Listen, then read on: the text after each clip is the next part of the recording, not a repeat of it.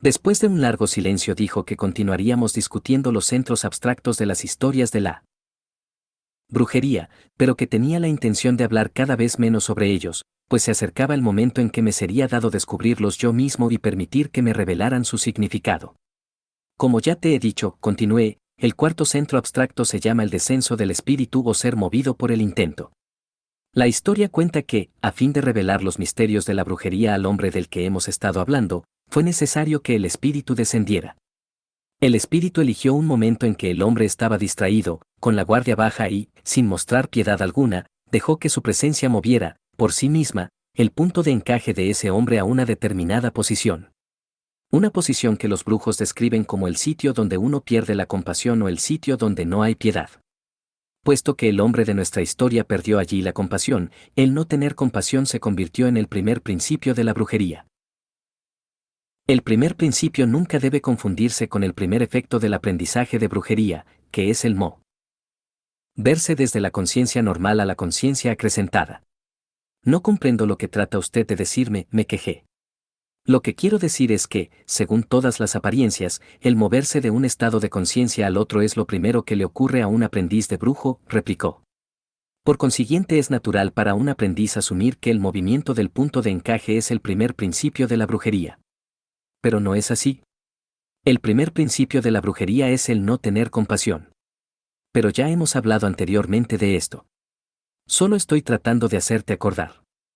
En ese momento pude sinceramente haber dicho que no tenía ni la menor idea de lo que don Juan decía, pero también pude haber dicho que tenía la extraña sensación de que lo sabía muy bien. Acuérdate de la primera vez que te hablé de no tener compasión, me instó. Acordarse tiene que ver con el movimiento del punto de encaje. Esperó un momento para ver si yo seguía o no su sugerencia. Como era obvio que yo no podía hacerlo. Continuó con su explicación. Dijo que por misterioso que fuera el moverse a la conciencia acrecentada solo hacía falta la presencia del espíritu para lograrlo. Comenté que ese día o bien sus enseñanzas eran extremadamente oscuras o yo estaba terriblemente denso, pues no podía seguir sus pensamientos en absoluto.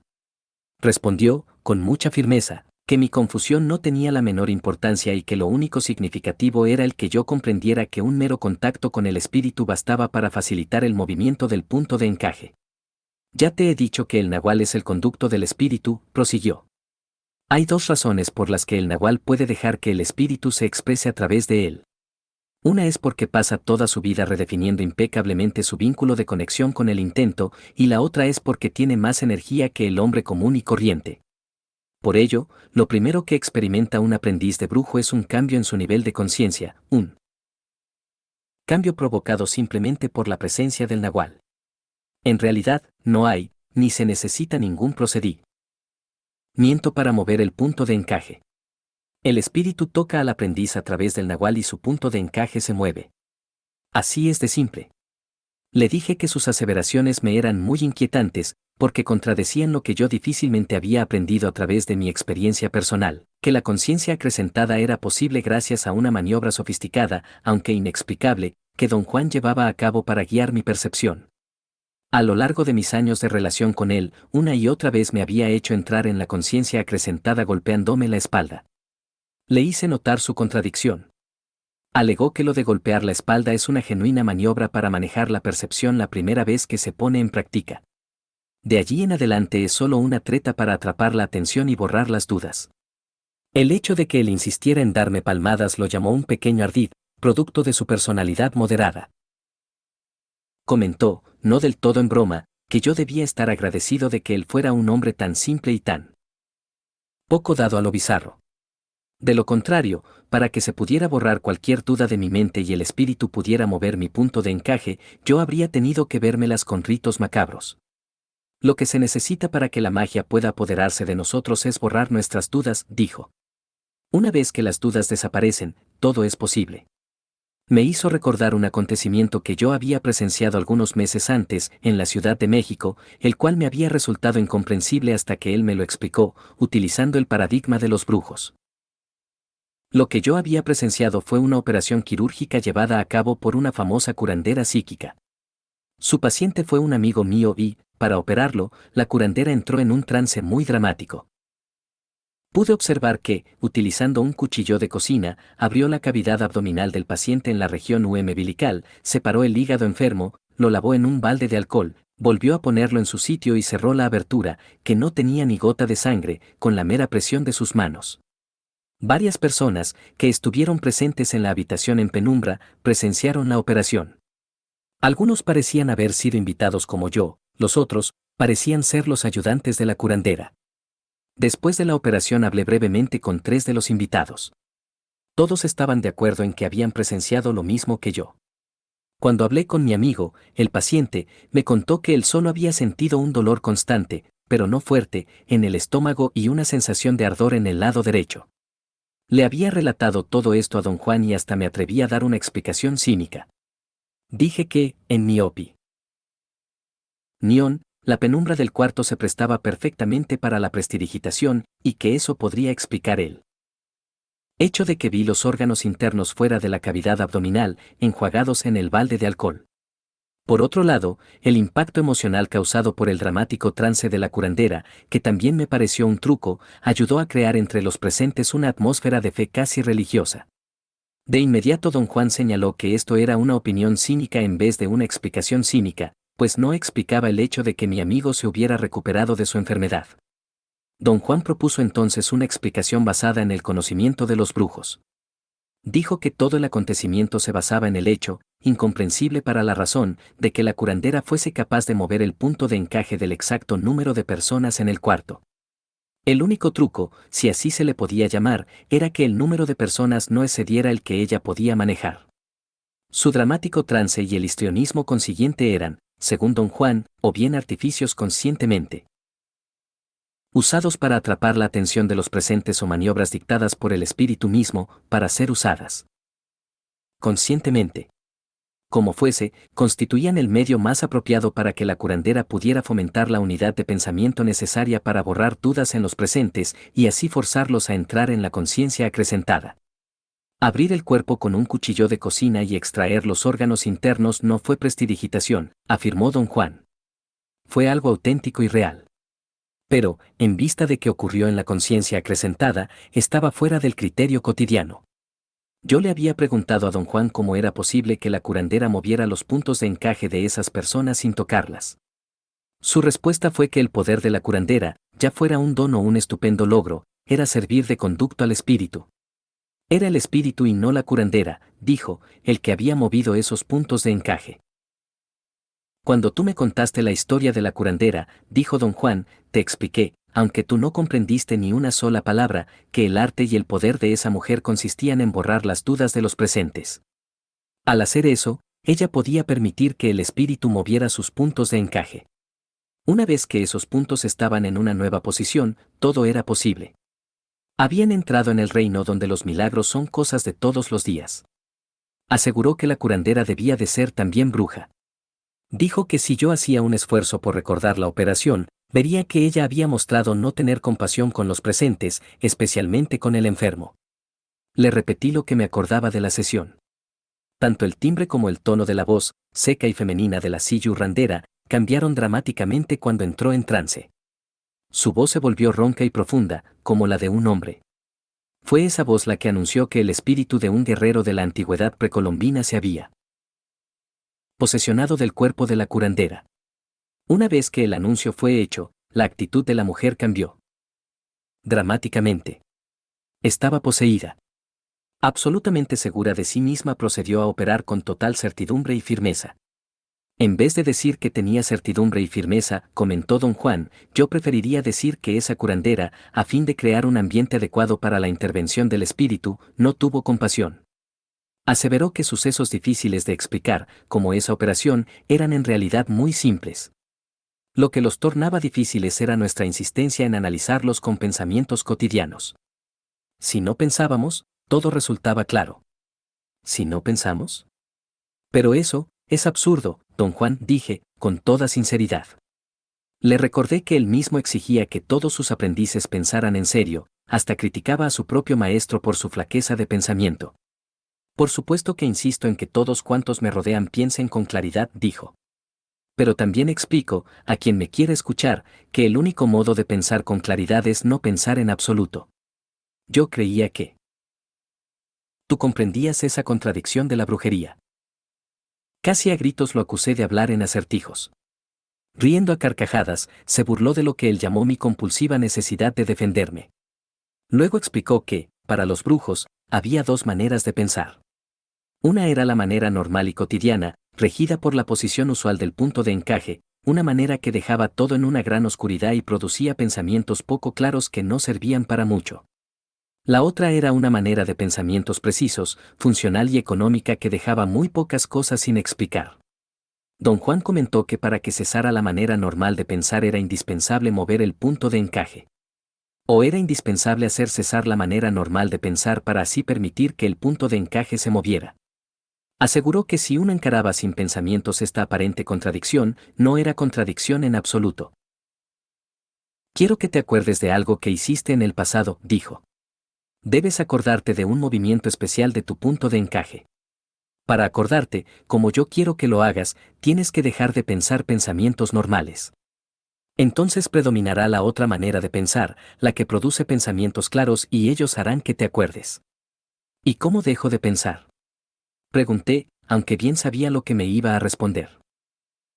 Intentando el movimiento de tu punto de encaje, dijo.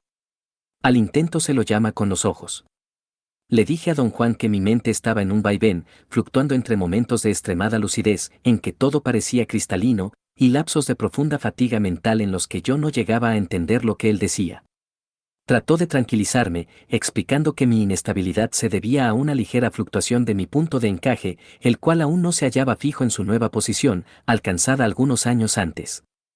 La fluctuación era resultado del residuo de compasión por mí mismo que todavía existía en mí. ¿Qué nueva posición es esa, don Juan? Pregunté.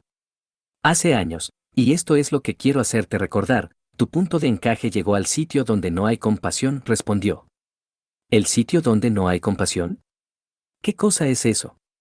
Pregunté. Es el mero centro del no tener compasión. Pero tú ya sabes todo esto.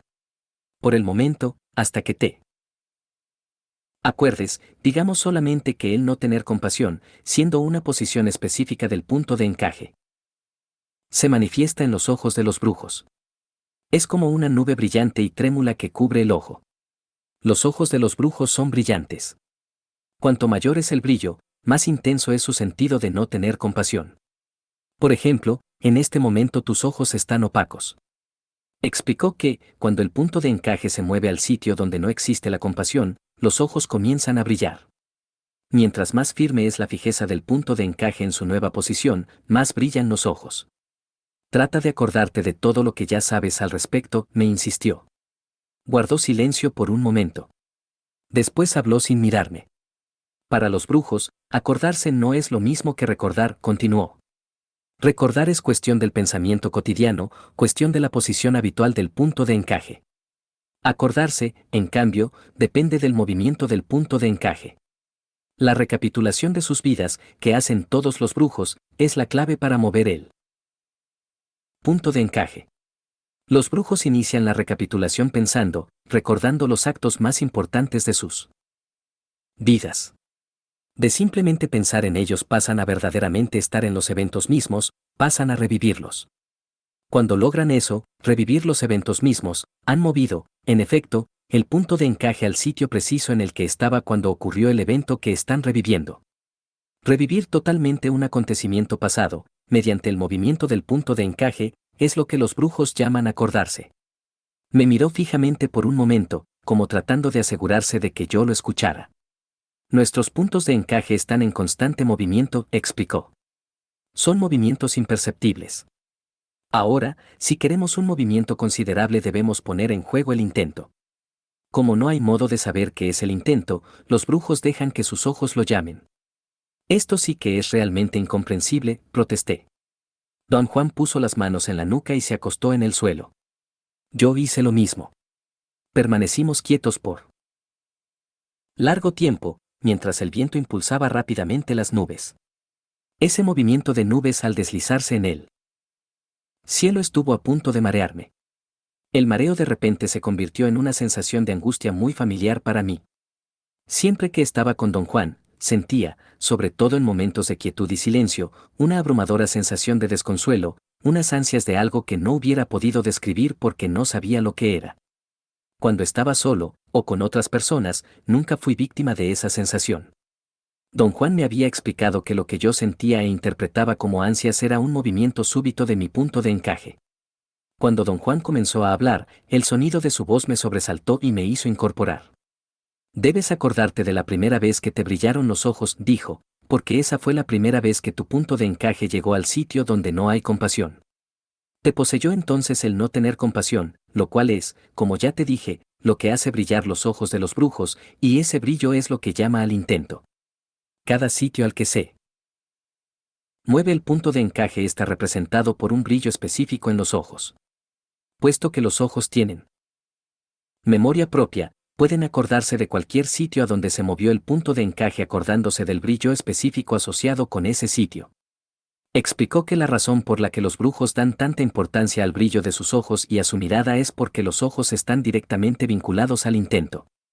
Agregó que por contradictorio que parezca, la verdad es que los ojos solo están superficialmente conectados con el mundo cotidiano. Su conexión más profunda es con lo abstracto. Le dije a don Juan que yo no concebía que mis ojos pudieran almacenar ese tipo de memoria. Don Juan contestó que las posibilidades del hombre son tan vastas y misteriosas que los brujos, en vez de pensar en ellas, prefieren explorarlas, sin esperanzas de entenderlas jamás.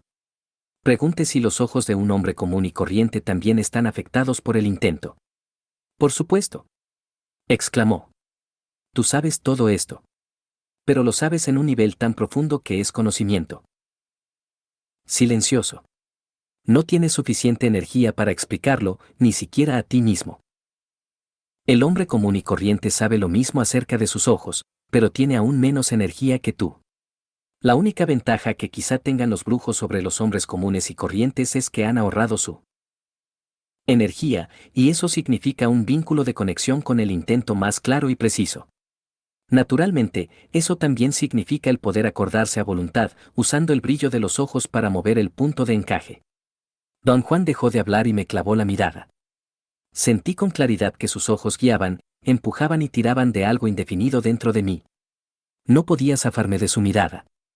Su concentración era tan intensa que hasta me provocó una sensación física, me sentí como si estuviera dentro de un horno. Y muy repentinamente me encontré mirando hacia dentro de mí.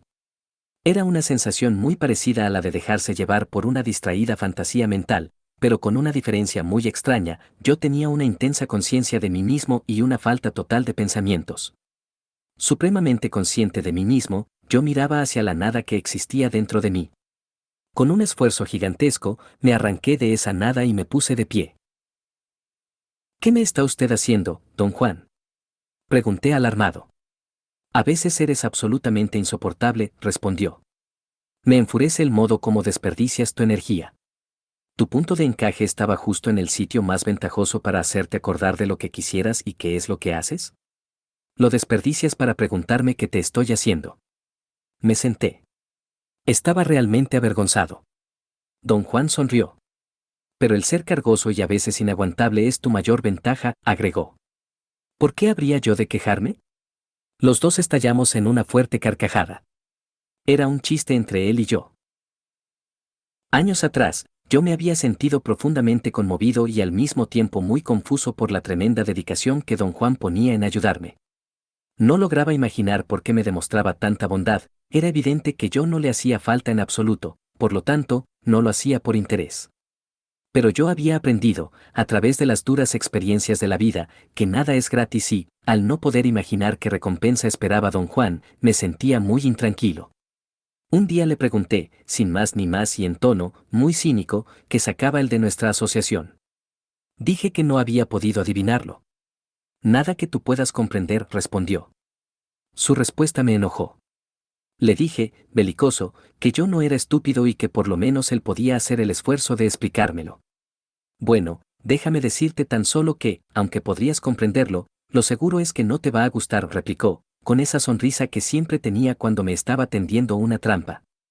Verás, la verdad es que quiero ahorrarte eso. Mordí el anzuelo.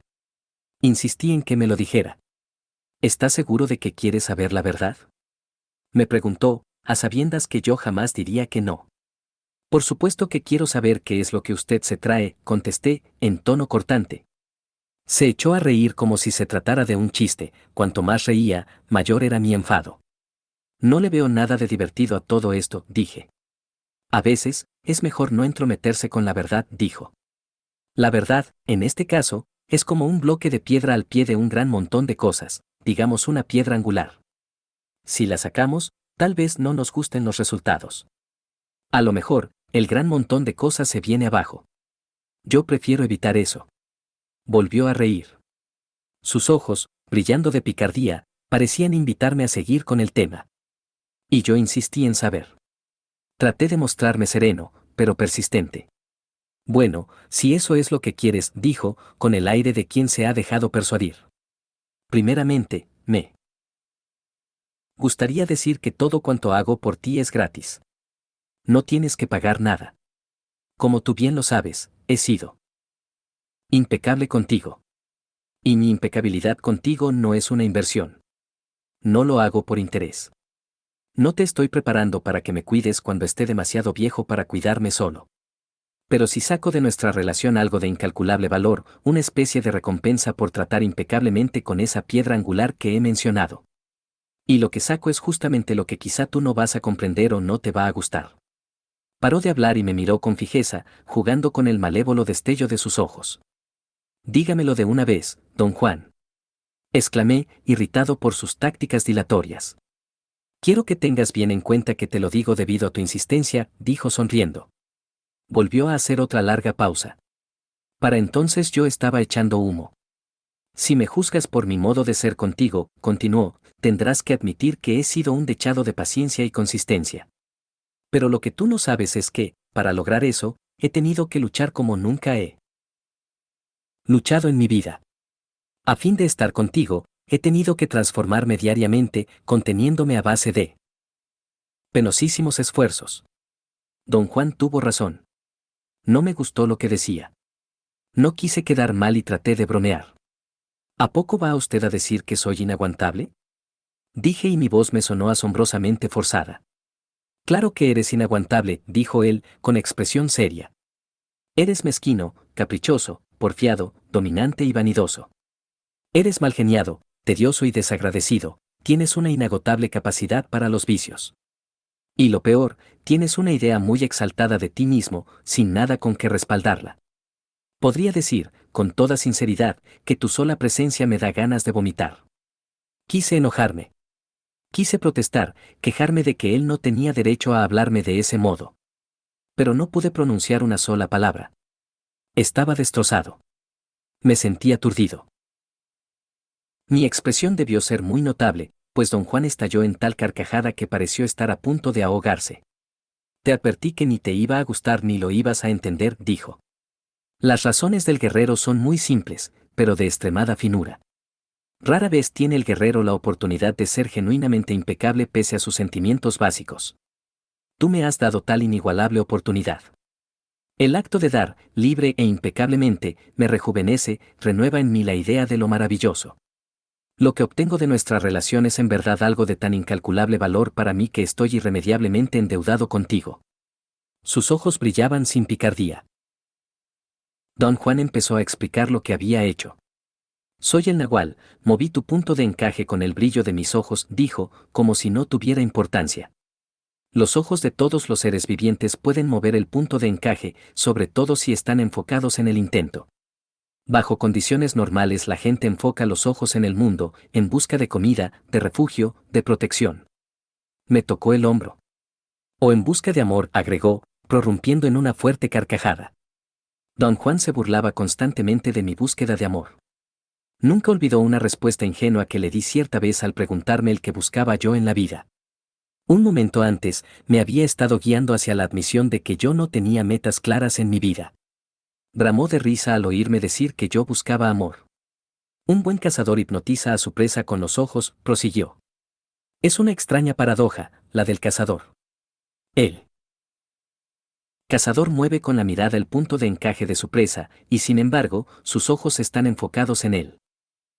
Mundo, en busca de comida. Le pregunté si los brujos podían hipnotizar a la gente con la mirada. Riendo entre dientes, dijo que en realidad lo que yo quería saber era otra cosa, si podía hipnotizar a las mujeres con mi mirada, pese a que mis ojos no estaban enfocados en el intento, sino en el mundo, en busca de amor. Lo que te interesa es la paradoja del cazador, dijo entre carcajadas. Pero luego agregó, en serio, que la válvula de seguridad de los brujos consistía en que, cuando llegaban a enfocar sus ojos en el intento, ya no les interesaba hipnotizar a nadie. Pero, para mover con el brillo de sus ojos el punto de encaje propio o uno ajeno, continuó, los brujos tienen que ser despiadados. Es decir, deben estar familiarizados con el sitio donde no hay compasión. Esto es en especial cierto para los nahuales. Dijo que cada nahual desarrolla una forma específica de no tener compasión. Tomó mi caso como ejemplo y dijo que, debido a mi configuración natural, los videntes me veían como una esfera de luminosidad, no compuesta de 4 bolas comprimidas en una sola, la estructura habitual de los nahuales, sino como una esfera compuesta de solo 3 bolas comprimidas. Esa configuración me hacía ocultar automáticamente mi falta de compasión tras la máscara de un hombre que se entrega fácilmente a todo. Los nahuales son muy engañosos, continuó. Siempre dan la impresión de ser lo que no son, y lo hacen tan bien que todo el mundo les cree, hasta los que mejor los conocen. Realmente no comprendo por qué dice usted que soy engañoso, don Juan, protesté. Te presentas como un hombre que se da a todo, dijo. Das la impresión de ser generoso, de tener gran compasión. Y todo el mundo está convencido de tu autenticidad. Hasta jurarían que eres así. Pero así es como soy. Exclamé con absoluta sinceridad. Don Juan se dobló en dos de risa. El rumbo que estaba tomando la conversación era desastroso y quise poner las cosas en claro. Aseguré, con vehemencia, que yo era sincero en todo cuanto hacía. Lo desafié a que me diera un ejemplo de lo contrario y él me dio uno. Dijo que yo, compulsivamente, trataba a la gente con una generosidad injustificada, dando una falsa imagen de mi desenvoltura y franqueza. Yo argumenté que esa franqueza era mi modo de ser, pero él me replicó con una pregunta: ¿por qué exigía yo siempre a la gente con quien trataba, sin decirlo abiertamente, que se dieran cuenta de que yo los engañaba? Le respondí que él estaba errado y él, riéndose como lo hacía cada vez que me acorralaba, señaló el hecho de que, cuando no captaban mi juego y daban por auténtica mi supuesta franqueza, me volvía contra ellos con la misma fría falta de compasión que trataba de ocultar. Sus comentarios me causaron una gran inquietud, pues no podía refutarlos. Guardé silencio. No quería mostrarme ofendido, pero mientras me preguntaba a mí mismo qué podía decir, él se levantó y echó a andar, alejándose. Lo detuve, sujetándolo por la manga. Fue por mi parte un movimiento espontáneo, que me sorprendió. Don Juan volvió a sentarse con expresión asombrada. No quiero ser grosero, dije, pero necesito saber más de esto. Me molesta inmensamente lo que usted me acaba de decir. Haz que tu punto de encaje se mueva, me instó. Muchísimas veces hemos hablado de las máscaras de los nahuales y del no tener compasión. Acuérdate. Y todo te será claro. Me miraba con franca expectativa. Debió de haber notado que yo no podía acordarme de nada, pues continuó hablando sobre las diferentes maneras en que los nahuales escondían su falta de compasión. Dijo que su propio método consistía en someter a la gente a una ráfaga de coerción oculta bajo una supuesta capa de comprensión y razonabilidad. ¿Y las explicaciones que usted me da?, observé, ¿no son acaso resultado de una auténtica razonabilidad y del deseo de ayudarme a comprender? No, respondió. Son el resultado de no tener compasión. Arguí, apasionadamente, que mi propio deseo de comprender era auténtico. Él me dio unas palmaditas en el hombro y afirmó que mi deseo de comprender era auténtico, pero no mi generosidad. Dijo que los nahuales ocultan automáticamente el no tener compasión, aun contra su voluntad. En tanto que escuchaba su explicación, tuve la peculiar sensación, en lo recóndito de mi mente, que en algún momento habíamos discutido en todo detalle el concepto de no tener compasión. Yo no soy hombre racional, prosiguió, mirándome a los ojos. Solo aparento serlo debido a que mi máscara es así de efectiva. Lo que a ti te parece razonabilidad es simplemente mi indiferencia a mi propia persona. El no tener compasión no es otra cosa que la total falta de compasión por uno mismo. En tu caso, como disimulas con falsa generosidad el no tener compasión, pareces tranquilo y franco. Pero En realidad, eres tan generoso como yo soy razonable. Ambos somos un fraude. Hemos perfeccionado el arte de ocultar el hecho de que no sintamos compasión. Dijo que su benefactor lo ocultaba tras la fachada de un bromista despreocupado, cuya irreprensible necesidad era jugarle pasadas a cuantos se le acercaban. La máscara de mi benefactor era la de un hombre feliz y apacible, a quien nada en el mundo lo afligía o lo preocupaba, continuó don Juan. Pero bajo esa máscara él era, como cualquier otro nahual, más frío que el viento del Ártico. Usted no es frío, don Juan, dije, con sinceridad. Claro que sí, insistió. Es lo efectivo de mi máscara lo que te da la impresión de que no lo soy. Pasó a explicar que la máscara del nahual Elías consistía en una desquiciante minuciosidad y exactitud en lo referente a los detalles, con lo que creaba una falsa impresión de atención y meticulosidad. Sin dejar de mirarme mientras me hablaba, empezó a describir la conducta del nahual Elías. Y tal vez porque me observaba con tanta atención, no pude concentrarme en absoluto en lo que me estaba diciendo. Hice un esfuerzo supremo por ordenar mis pensamientos. Me estudió por un instante, luego siguió explicando lo que era el no tener compasión, pero yo le dije que su explicación ya no me hacía falta. Me había acordado. No mucho después de haber iniciado mi aprendizaje logré, por mis propios medios, un cambio en mi nivel de conciencia. Mi punto de encaje llegó entonces a la posición llamada el sitio donde no hay compasión. 10. El sitio donde no hay compasión. Don Juan me dijo que era mejor no hablar más. Las palabras, en ese caso, eran útiles solo para guiarlo a uno a acordarse. Una vez que se movía el punto de encaje, se revivía la experiencia completa. También me indicó que el mejor modo de asegurar que uno pudiera acordarse era caminar. Los dos nos pusimos de pie. Caminamos despacio y en silencio por un sendero en esas montañas, hasta que me hube acordado de todo lo que aconteció en esa ocasión. Justo al mediodía estábamos en las afueras de Guaymas, en el norte de México, en viaje desde Nogales, Arizona, cuando noté que a don Juan le pasaba algo. Desde hacía más o menos una hora estaba desacostumbradamente silencioso y sombrío. No quise darle mucha importancia, pero, de pronto, su cuerpo se contorsionó descontroladamente y la barbilla le golpeó el pecho, como si los músculos del cuello ya no pudieran sostener el peso de su cabeza. ¿Lo marea el movimiento del carro, don Juan? Pregunté, súbitamente alarmado. No me respondió. Respiraba por la boca, con mucha dificultad. Durante la primera parte de nuestro viaje, que duraba ya varias horas, don Juan había estado muy bien. Hablamos largo y tendido sobre mil cosas. En la ciudad de Santa Ana, donde paramos a llenar el tanque de gasolina, hasta había hecho unos ejercicios chistosísimos contra el techo del auto para desentumecer los músculos de sus hombros. ¿Qué le pasa, don Juan?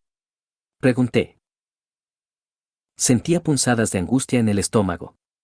Él, aún con la barbilla sobre el pecho, murmuró que deseaba ir a un determinado restaurante y, con voz lenta y vacilante, me dio indicaciones exactas para llegar allí. Estacioné el coche en una calle adyacente, a una cuadra del restaurante. Cuando abrí la puerta del coche para salir, don Juan se aferró de mi brazo con puño de hierro. Penosamente y con mi ayuda se arrastró por el asiento y salió por mi puerta. Ya en la acera se sujetó de mis hombros con ambas manos para mantener la espalda derecha. En un silencio nefasto, caminamos hacia el desmantelado edificio donde estaba el restaurante, yo sosteniéndolo a duras penas y él arrastrando los pies. Don Juan iba colgado de mi brazo con todo su peso. Su respiración era tan acelerada y el temblor de su cuerpo llegó a ser tan alarmante que caí en el pánico. Tropecé y tuve que apoyarme contra la pared para evitar que los dos cayéramos a la acera. Mi angustia era tal que no podía pensar. Lo miré a los ojos. Estaban opacos, sin su brillo habitual. Entramos a paso torpe en el restaurante, un amable camarero se precipitó, como de sobreaviso, a ayudar a don Juan. ¿Cómo andan los males hoy, viejito?, le gritó a don Juan en el oído. Luego lo llevó, prácticamente en vilo, desde la puerta hasta una mesa, lo hizo sentar y desapareció. ¿Lo conoce a usted, don Juan?, le pregunté cuando estuvimos sentados. Él, sin mirarme, murmuró algo ininteligible. Me levanté y fui a la cocina del restaurante, en busca del ocupado. Camarero. ¿Conoce usted al anciano que ha venido conmigo?, le pregunté, cuando pude arrinconarlo. Por supuesto que lo conozco, respondió, con la actitud de quien apenas tiene paciencia para responder a una sola pregunta. Es el viejo a quien le dan los ataques cerebrales. Su contestación puso las cosas en claro. Comprendí entonces que don Juan había sufrido un leve derrame cerebral mientras viajábamos. No había nada que yo pudiera haber hecho para evitarle ese ataque, pero me sentía inerme y angustiado. El presentimiento de que lo peor aún no había sucedido me causó pánico. Volví a la mesa y me senté en silencio. Al cabo de un rato, llegó el mismo camarero, con 2 platos de camarones frescos y 2 grandes tazones de sopa de tortuga. Se me ocurrió que, o bien en ese restaurante solo se servían esos platos, o don Juan comía lo mismo cada vez que iba allí. El camarero le habló a don Juan en voz tan alta que se lo oía por sobre el estrépito del resto de la clientela. «Le va a caer muy bien su comida», gritó. «Se va a chupar los dedos. Si me necesita, levante el brazo y vendré». Enseguida. Don Juan asintió con la cabeza y el camarero se retiró, no sin antes darle una palmadita afectuosa en la espalda. Don Juan comió vorazmente, sonriendo para sí de vez en cuando. Yo estaba tan angustiado que solo el hecho de pensar en comer me daba náuseas. Pero al fin, alcancé una especie de umbral de la ansiedad muy conocido para mí en mi tensa vida diaria. Una vez que lo hube alcanzado, mientras más me preocupaba, más hambre sentía. Probé la comida y la encontré asombrosamente buena. Terminando de comer, me sentí algo mejor, pero la situación no había cambiado y mi aflicción no disminuía. De repente, don Juan levantó el brazo por sobre la cabeza. En un momento se presentó el camarero para entregarme la cuenta. Le pagué y él ayudó a don Juan a ponerse de pie. Lo condujo del brazo hasta la calle y lo despidió efusivamente. Volvimos al coche con el mismo trabajo. Don Juan se apoyaba pesadamente en mi brazo, jadeaba y se detenía a recobrar el aliento cada pocos pasos. El camarero se había quedado en la puerta, como para asegurarse de que yo no iba a dejar caer al anciano. Don Juan tardó 2 o 3 interminables minutos en subir al auto. «Dígame, don Juan, ¿qué puedo hacer por usted?», supliqué. «Da la vuelta al auto», ordenó, con voz vacilante y apenas audible. «Quiero ir al otro lado de la ciudad, a una tienda que me gusta mucho. Allí también me conocen. Son amigos míos». Le dije que yo no sabía dónde quedaba esa tienda. Masculló incoherencias y estalló en un berrinche, golpeó el piso del coche con los pies, hizo pucheros y hasta se babeó la camisa. Luego pareció tener un instante de lucidez. Me puse muy nervioso al presenciar cómo luchaba por ordenar sus pensamientos. Finalmente, logró indicarme cómo llegar hasta la dicha tienda. Mi nerviosidad había llegado al colmo. Temía que el derrame cerebral de don Juan fuera más grave de lo que yo imaginaba. Quería deshacerme de él, dejarlo en manos de su familia o de sus amigos. Desgraciadamente, yo no sabía quiénes eran. Pensé que debería volver al restaurante para preguntar al camarero si por casualidad conocía a la familia de don Juan. Decidí esperar. Di una vuelta en redondo y me dirigí al otro extremo de la ciudad, en busca de la tienda. Después de todo, allí lo conocían, por seguro alguien me daría razón de su familia. Cuanto más analizaba mi aprieto, más mal me sentía. Me vino una terrible sensación de tristeza. Todo se venía abajo. Don Juan ya no contaba. Lo echaría de menos, sí, pero la pena de perderlo no era tan grande como mi fastidio por tener que cargar con él. Manejé casi 1 hora dando vueltas en busca de la famosa tienda. No di con ella. Don Juan admitió que podía haberse equivocado, que quizás el local estaba en otra ciudad. Para entonces, yo ya estaba completamente exhausto y no tenía ni idea de cómo salirme del aprieto. En mi estado normal de conciencia, siempre había tenido la extraña sensación de conocer a don Juan mejor de lo que mi razón me indicaba. En ese momento, bajo la presión de su deterioro mental, tuve la certeza, sin saber por qué, de que sus amigos lo esperaban en algún lugar de México, aunque yo no sabía dónde. Mi agotamiento era más que físico, era una mezcla de preocupación y remordimientos. Me preocupaba tener que cargar con un viejo que quizá estuviera mortalmente enfermo. Y me remordía la conciencia el serle tan desleal. Me estacioné en una calle cerca al mar. Le llevó casi 10 minutos bajar del coche. Caminamos despacio por la calle rumbo al malecón, pero a medida que nos aproximábamos, don Juan se empacó como una mula y se negó a seguir, murmurando que el agua de la bahía de Guaymas lo asustaba. Dio la vuelta y se encaminó a la plaza principal. Y yo tuve que seguirlo. Era una plaza polvorienta en donde ni siquiera había bancas. Don Juan se sentó en el cordón de la acera. Pasó un camión de limpieza, haciendo rotar sus cepillos de acero, pero sin expulsión de agua. La nube de polvo me hizo toser. La situación era tan intolerable que hasta me pasó por la mente la idea de abandonarlo allí mismo. Me sentí avergonzado por semejante pensamiento y lo tomé por el hombro en un gesto de afecto.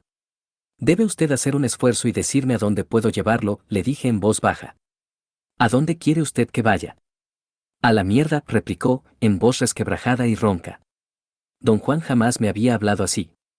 Me acosó la terrible sospecha de que no era un pequeño derrame cerebral el que él había tenido, sino que sufría algún otro tipo de afección cerebral que le hacía perder la cabeza y volverse violento. De pronto, don Juan se levantó y caminó hacia la otra acera. Noté entonces lo frágil que parecía. Había envejecido en cuestión de horas.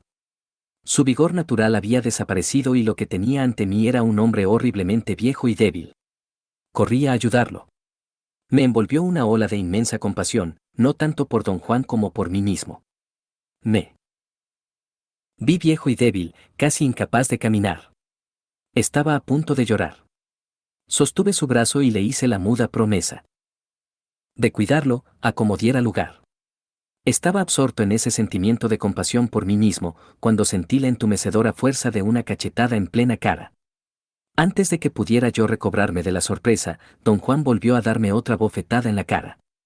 Estaba de pie ante mí, sacudiéndose de ira. La boca entreabierta le temblaba incontrolablemente. ¿Quién eres tú?, gritó, con voz tensa. Se volvió hacia un grupo de curiosos, que se habían reunido inmediatamente. No sé quién es este hombre, les dijo. Ayúdenme. Soy un pobre viejo y estoy solo. Este es un forastero y quiere matarme. Les hacen eso a los viejos indefensos, los matan para divertirse. Hubo un murmullo de desaprobación. Varios jóvenes musculosos y ceñudos me miraron con aire amenazador. ¿Pero qué hace usted, don Juan?, le pregunté, en voz alta. Quería asegurar a los demás que el viejo y yo estábamos juntos. Yo no me llamo así, gritó don Juan. Me llamo Belisario Cruz, tengo cédula de identidad.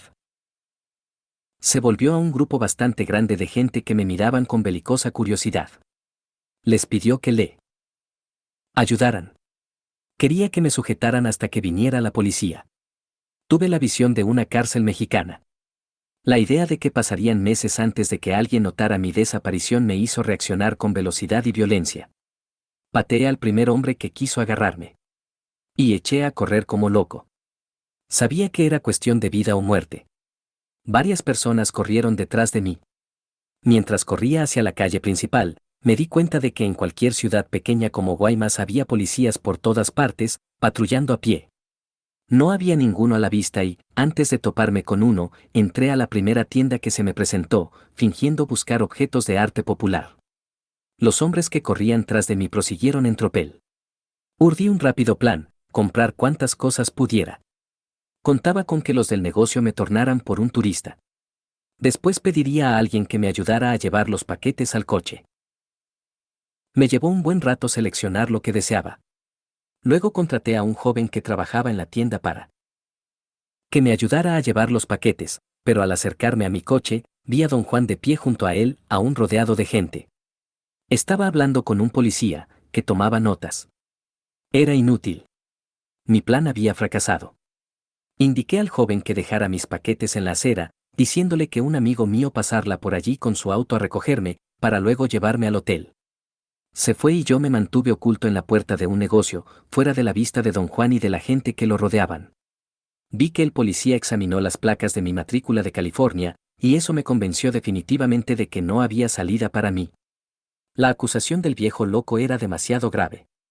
Y el hecho de que yo saliera corriendo no habría sino confirmado mi culpabilidad ante los ojos de cualquier policía. Además, no me habría extrañado en lo mínimo que el policía pasara por alto la verdad, solo para poder arrestar a un extranjero. Cautelosamente me retiré a otro portal más alejado. Allí permanecí tal vez una hora de pie. El policía se fue. Pero don Juan, gritando y moviendo agitadamente los brazos, quedó rodeado por una verdadera multitud. Yo estaba demasiado lejos para oír lo que decía, pero no me era difícil imaginar el tenor de esos gritos y esos movimientos apresurados y nerviosos. Necesitaba yo desesperadamente otro plan. Consideré la idea de ir a un hotel y esperar un par de días antes de aventurarme a salir en busca de mi coche. Para ello tenía que volver a la tienda y desde allí llamar un taxi. Nunca había necesitado un taxi en Guaymas e ignoraba si existían. Pero mi plan se disolvió instantáneamente al darme cuenta de que si el policía era medianamente competente y había tomado en serio a don Juan, comenzaría a buscar en los hoteles. Capaz si el policía se había marchado justamente para hacer eso. Otra alternativa que me pasó por la mente era que podía ir a la estación de autobuses y tornar uno que fuera a cualquier ciudad a lo largo de la frontera internacional o abordar el primer autobús que saliera de Guaymas. En cualquier dirección. Abandoné también la idea de inmediato. Estaba seguro que don Juan había dado mi nombre y una descripción de mi persona al policía y le había dicho de dónde venía, y éste ya había puesto a otros policías en alerta. Mi mente se hundió en un pánico ciego. Respiré con lentitud para calmar los nervios. Noté entonces que los curiosos comenzaban a dispersarse. El policía volvió con otro colega, pero no se detuvieron a hablar con don Juan, sino que se alejaron, caminando lentamente hacia el final de la calle. Fue en ese momento que sentí un impulso súbito e incontrolable. Era como si mi cuerpo se hubiera desconectado de mi cerebro. Caminé hasta mi coche, cargando con todos los paquetes. Sin el menor rastro de miedo o preocupación, abrí la maletera, puse los paquetes adentro y abrí ruidosamente la puerta del coche. Don Juan se hallaba en la acera, junto al coche, mirándome con aire distraído. Le clavé los ojos con una frialdad totalmente ajena a mí. Nunca en mi vida había experimentado tal sensación. No era odio lo que yo sentía, ni siquiera enojo. No estaba ni aún fastidiado con don Juan. Lo que yo sentía no era resignación ni tampoco paciencia y mucho menos bondad. Más bien era una fría indiferencia, una pavorosa falta de compasión. En ese instante me daba igual lo que pasase con don Juan o conmigo. Don Juan sacudió el torso tal como se sacuden los perros después de nadar, y luego, como si todo aquello hubiera sido solo una pesadilla, volvió a ser el hombre que yo conocía. Velozmente se sacó su chaqueta, la volteó al revés y se la volvió a poner. Era una prenda reversible, de color beige por un lado, negra por el otro. Ahora vestía una chaqueta negra. Arrojó su sombrero de paja al interior del coche y se peinó el cabello con mucho esmero. Sacó el cuello de la camisa por encima del de la chaqueta, cosa que lo rejuveneció inmediatamente. Sin decir una palabra, me ayudó a poner el resto de los paquetes en la maletera. Cuando los dos policías, atraídos por el ruido de abrir y cerrar las puertas, corrieron hacia nosotros, haciendo sonar sus silbatos, don Juan le salió ágilmente al encuentro. Los escuchó con atención y les aseguró que no tenían nada de qué preocuparse. Les explicó que seguramente habían estado hablando con su padre, un viejito que sufría de cierta afección cerebral. Mientras hablaba con ellos, abría y cerraba las puertas del coche, como verificando el estado de las cerraduras. Después movió los paquetes, de la maletera al asiento trasero. Su agilidad y su energía eran el polo opuesto a los movimientos del anciano de hacía unos minutos. Comprendí que estaba desempeñando un papel, como en el teatro, para el policía con quien había hablado antes. Si yo hubiera sido ese hombre, no hubiera tenido la menor duda de que estaba viendo al hijo del viejo. Don Juan les dio el nombre del restaurante en donde conocían a su padre y luego lo sobornó con todo descaro. Yo no me molesté en decir palabra. Algo me hacía sentir duro, frío, eficiente y silencioso. Subimos al auto sin decir nada. Los policías no se atrevieron a hacerme ninguna pregunta. Parecían estar demasiado cansados incluso para hablar. Nos apresuramos a salir del centro y entrar en la carretera. ¿Qué es lo que se traía usted, don Juan? Pregunté, sorprendido yo mismo por la frialdad de mi tono. Eso fue la primera lección en no tener compasión, respondió. Comentó que, en el trayecto hacia Guaymas, me había advertido sobre la inminente lección en no tener compasión. Admití que no le había prestado atención, convencido de que conversábamos solo para romper la monotonía del viaje. Nunca hablo por hablar, dijo con severidad. A estas alturas, ya debería saberlo. Lo que hice esta tarde fue crear la situación adecuada para que descendiera el espíritu y moviera tu punto de encaje a un lugar exacto, un lugar que los brujos llaman el sitio donde no hay compasión. El problema que los brujos deben resolver, continuó él, es que el sitio donde no hay compasión debe ser alcanzado con un mínimo de ayuda. El nahual prepara la escena, pero es el aprendiz quien llama al espíritu a que mueva su punto de encaje. Hoy día, tú hiciste eso. Yo te ayudé, quizá con un tantito de melodrama, moviendo mi punto de encaje a una posición específica que me convirtió en un viejo débil y caprichoso. Yo no estaba jugando a ser un viejo. Yo era un viejo senil. El destello travieso de sus ojos me indicó que estaba disfrutando de ese momento. No era absolutamente necesario que yo hiciera eso, prosiguió. Podría haberte dirigido a llamar al espíritu. Sin esas tácticas tan ajenas, pero no pude reprimirme. Ya que ese suceso no se repetirá jamás, quería comprobar si me era o no posible mover el punto de encaje como mi propio benefactor. Créemelo, para mí fue una sorpresa tan grande como debe de haberlo sido para ti. Me sentía increíblemente tranquilo y a gusto. No tenía problema alguno en aceptar lo que me estaba diciendo y no hice preguntas, pues lo comprendía todo sin necesidad de explicaciones. Don Juan dijo entonces algo que yo ya sabía, pero no podía verbalizar, ya que no habría podido hallar palabras adecuadas para expresarlo. Dijo que todo cuanto los brujos hacen es una consecuencia del movimiento de sus puntos de encaje, y que esos movimientos están regidos por la cantidad de energía que los brujos tienen a su disposición. Le mencioné a don Juan que yo sabía todo eso y mucho más. Y él comentó que dentro de todo ser humano hay un gigantesco y oscuro lago de conocimiento silencioso que cada uno de nosotros podía intuir. Me dijo que yo podía intuirlo, quizá con un poco más de claridad que el hombre común y corriente, debido a mi participación en el camino del guerrero.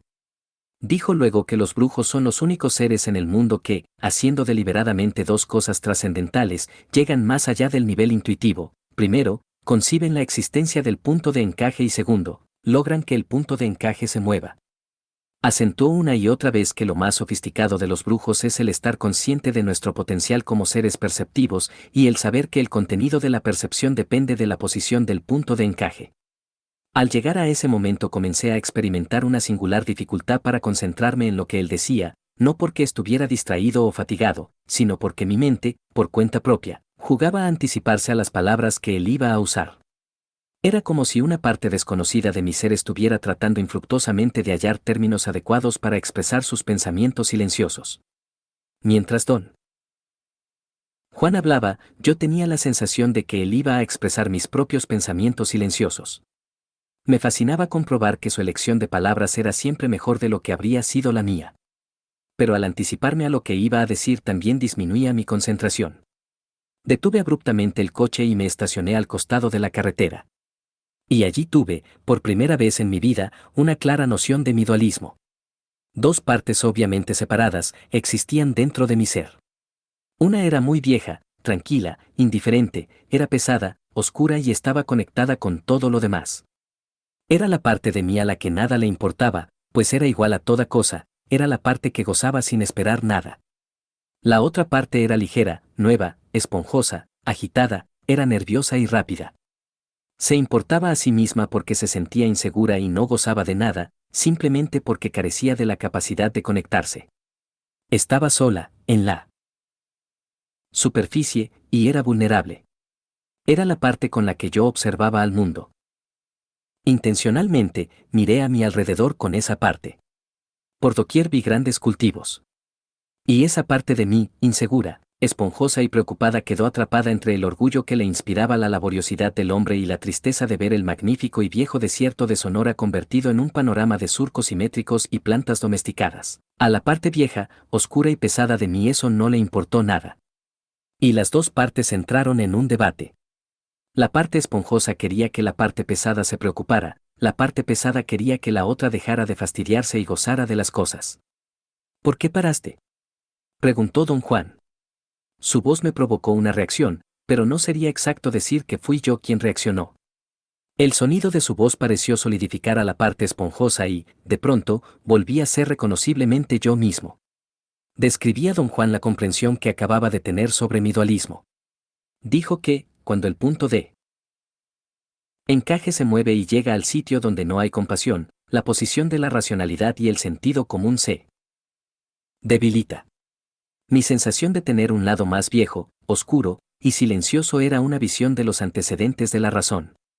Sé exactamente lo que usted me dice, manifesté. Sé muchísimas cosas, pero no puedo hablar de lo que sé. No se me ocurre cómo comenzar. Ya te he mencionado esto, dijo él. Lo que estás experimentando y llamas dualismo es una visión del mundo desde otra posición de tu punto de encaje. Desde esa posición puedes sentir el mundo de una manera diferente y a eso lo llamas el lado más antiguo del hombre. Y lo que es el lado más antiguo sabes se llama el conocimiento silencioso. Es un conocimiento que tú aún no puedes expresar. ¿Por qué? Pregunté. Porque para expresarlo necesitas tener y usar una extraordinaria cantidad de energía, respondió. En este momento no puedes gastar esa clase de energía, porque no la tienes. El conocimiento silencioso es algo que todos poseemos, prosiguió. Algo que tiene total dominio, total conocimiento de todo. Pero no puede pensar, por lo tanto, no puede expresar lo que sabe. Los brujos creen que en una época, al comienzo, cuando el hombre comprendió que sabía y quiso estar consciente de lo que sabía, perdió de vista lo que sabía. El error del hombre fue querer conocer directamente lo que sabía, tal como conocía las cosas de la vida diaria. Cuanto más deseaba ese conocimiento, más efímero, más silencioso se volvía en ese conocimiento silencioso, que nadie puede describir, es, por supuesto, el intento, el espíritu, lo abstracto.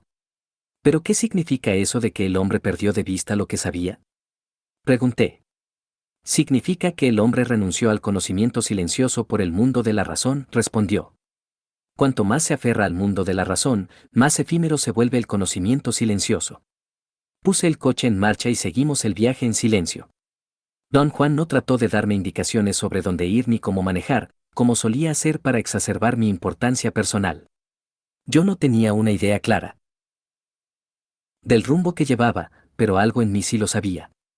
Dejé que esa parte se hiciera cargo de todo. Muy avanzada ya la noche, y sin que yo conscientemente supiera por qué, llegamos a una enorme casa en una zona rural del estado de Sinaloa, en el norte de México. El viaje pareció terminar en un abrir y cerrar de ojos.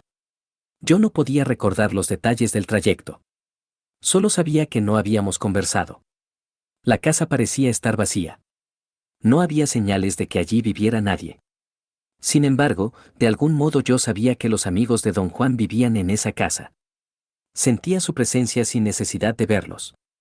Don Juan encendió unas lámparas de queroseno y nos sentamos a una maciza mesa.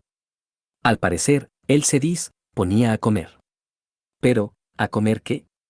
Yo me preguntaba qué decir al respecto, cuando en ese momento entró silenciosamente una mujer y puso un gran plato de comida en la mesa. Yo no estaba preparado para verla entrar. Cuando pasó de la oscuridad a la luz, tal como si se hubiera materializado de la nada, lancé una involuntaria exclamación. No te asustes. Soy yo, Carmela, dijo y desapareció, tragada otra vez por las sombras. Me quedé boquiabierto y a medio gritar. Don Juan rió tanto, dando palmadas a la mesa que yo casi esperaba que los de la casa acudieran, pero no se presentó nadie. Traté de comer, no tenía hambre. Empecé a pensar en la mujer. No la conocía. Es decir, casi la conocía, casi podía identificarla, pero no lograba sacar a mi memoria de la bruma que oscurecía mis pensamientos. Luché por despejar mi mente, pero requería demasiada energía y abandoné ese propósito. Tan pronto como dejé de pensar en la mujer comencé a experimentar una angustia entumecedora. Era como si me estuviera invadiendo un miedo a esa casa oscura y enorme y al silencio que la rodeaba por dentro y por fuera. Un momento más tarde mi angustia alcanzó proporciones increíbles, justo después que oí el vago ladrido de unos perros, en la distancia. Por un momento sentí el cuerpo a punto de estallar. Don Juan intervino apresuradamente, saltó detrás de mí y me empujó la espalda hasta hacerla crujir. Esa presión me provocó un alivio inmediato. Cuando me hube calmado noté que había perdido, junto con la anonadada ansiedad, la clara sensación de saberlo todo. Ya no podía adivinar cómo iba don Juan a expresar lo que yo mismo sabía y no podía decir. Don Juan inició entonces una explicación muy peculiar. Primero dijo que el origen de la angustia que se había apoderado de mí con la velocidad de un rayo era el descenso del espíritu, era el súbito movimiento de mi punto de encaje, causado por la inesperada aparición de Carmela y por mi inevitable esfuerzo de mover mi punto de encaje al sitio que me permitiera identificarla completamente. Me aconsejó que me acostumbrara a la idea de nuevos y repetidos ataques del mismo tipo de angustia. Puesto que el espíritu no dejaría de descender y mi punto de encaje no dejaría de moverse. Cualquier descenso del espíritu es como morir, dijo. Todo en nosotros se desconecta y después vuelve a conectarse a una fuente de mucho mayor potencia. La amplificación de energía se siente como una angustia mortífera. ¿Y qué debo hacer cuando ocurra esto? Pregunté. Nada, dijo. Esperar. Ese estallido de energía pasa. Lo peligroso es no saber lo que te está sucediendo. Una vez que lo sabes, no hay peligro. Después habló otra vez del hombre antiguo. Dijo que el hombre antiguo sabía, del modo más directo, qué hacer y cómo hacerlo bien.